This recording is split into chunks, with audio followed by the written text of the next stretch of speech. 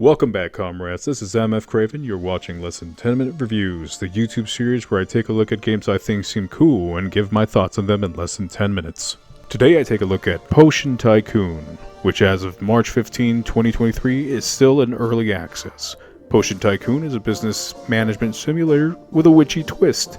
Build and develop your very own magic shop, manage resources, set up production lines, mix potions, and sell them smartly to stay ahead of the competition.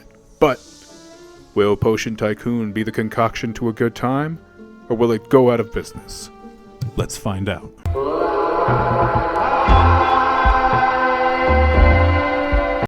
Graphics, sound, and art style.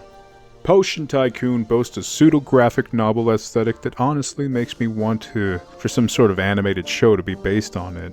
It has an eerie charm that is accompanied by an equally spooky soundtrack, the right mixture that makes me think, yeah, I think I'm playing this during Halloween season. Gameplay. As you can already imagine, Potion Tycoon is a game about managing a potion shop. You'll have to micromanage everything from your workers, inventory, marketing, planting, and placing decorations. You start with a blank map, where you'll use your first peon to build it from the ground up. Then you'll go into your potion making menu to try out variations of ingredients that you have to see if they mesh well. The more potent and appealing, the better it will do in the market. All potions fall into one of three categories: health, sorcery, and provisions. The rating of your potions will influence your clientele. But also, the process of naming and choosing your bottle will ultimately be the factor whether or not it will sell good. You'll also be in competition with 3 other houses, this is what they call shops in this world, to see who can win the favor of wizards, warriors, and everyone in between. There are also VIPs who will special order cases of potions. Some will have requirements like certain percentage of potency, others will only require one of the 3 categories. You'll need to run your shop by hiring workers such as alchemists, those are the ones that make potions and research, clerks who will run your till and help with marketing, greasers who do all the heavy lifting and peon work, operators who will run machinery like bottling, kettles, and mortars to help with the process of making potions and mashing up ingredients. You can assign workers to certain stations, like having an alchemist create potions. They'll call upon workers to help with ingredients and process the herbs/shrooms to make said potions.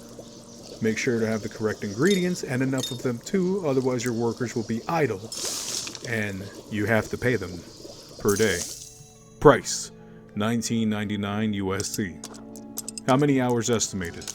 There's a deep gameplay mechanic with a lot of grinding. Currently I'm at around 5 hours, however I played on my Steam Deck while I was at work for a few hours on top of that. It isn't well optimized for it yet, but it is playable. There's certainly a lot of quality improvements necessary, but the potential of a great game is there, and you can sink a good 50 hours into it if the devs gave this game a lot of love. Final thoughts. So personally, I'm having fun with Potion Tycoon. It's got a great art style. The gameplay mechanic is easy enough that I can go from negative to going past 1,000 coins. Making potions and naming stupid things is fun, but I find myself wanting to restart all over when I learn just a little bit more.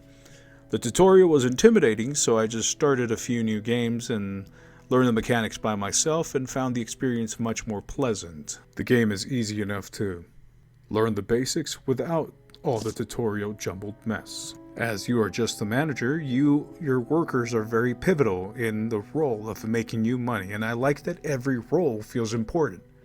I love the fact that you can cross-train your workers as well. However, I did feel it was a little counterintuitive to promote your workers a little too fast. As the higher the title, the more money you need to give them, the more attractive a room has to be. Otherwise, they won't even work.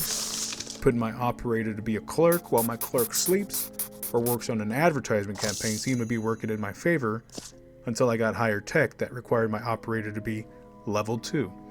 This kind of meticulous micromanagement makes me happy though. Putting my noodle to work and really making me think about a game hours after playing it gives me high hopes for Potion Tycoon.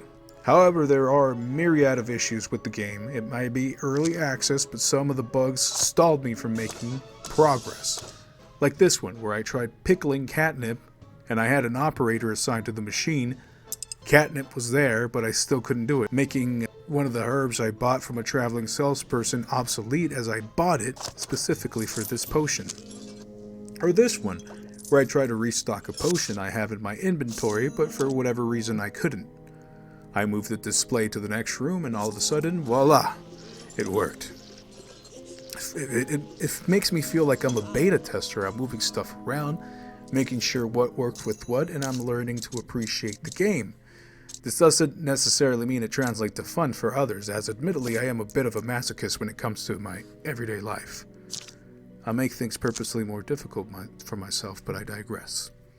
I'd love to see a lot of quality of life improvements, like better inventory management, having a streamlined screen where I can assign certain workers for certain tasks. For example, I have this worker who's a green thumb. He can harvest 20% more and make bigger yields of harvest when he plants them. But then my other greaser that I have, made more to be a clerk combo, does all the gardening. It's the little things. Potion Tycoon isn't a game you can just drop in for a few minutes and, oh yeah, I just played it, You need your full, undivided attention as of now to have an enjoyable experience. Like keeping up with the world's needs for potion types or having the best-selling potion be the inferior product thanks to your competitors. It can be a little too much for a casual player, so be warned. Still, I'm having fun and I can't wait to see what fun new things the devs have to bring to the table. If you're a fan of micromanaging and love the look of this game, I say, wait for sale. Ultimately, the game does need more work. I feel confident that it will get the support it needs, because like I said, there's a great game underneath what we have right now. I will update my review once I feel it lived up to the standard I placed for it in my head. I'll even go far enough to say I'll buy the supporters pack when I feel enough love has been given.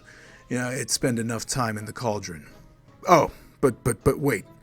One thing I loathe about this game, I hate with a fiery passion, is that traveling salesperson. My first playthrough, I kept buying seeds for ingredients that I already had for my inventory. I didn't even check.